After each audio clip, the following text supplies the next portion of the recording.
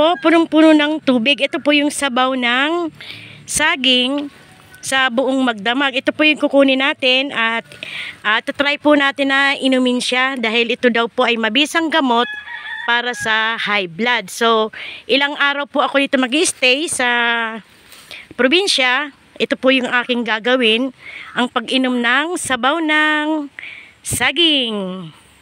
Kukunin na po natin siya, ilalagay ko sa isang lalagyan para inumin, gagawing tubig.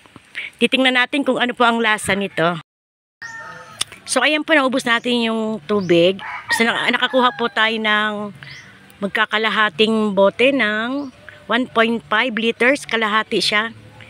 So maybe babalikan po natin ito mamaya. Yan, naubos ko po siya. Yan.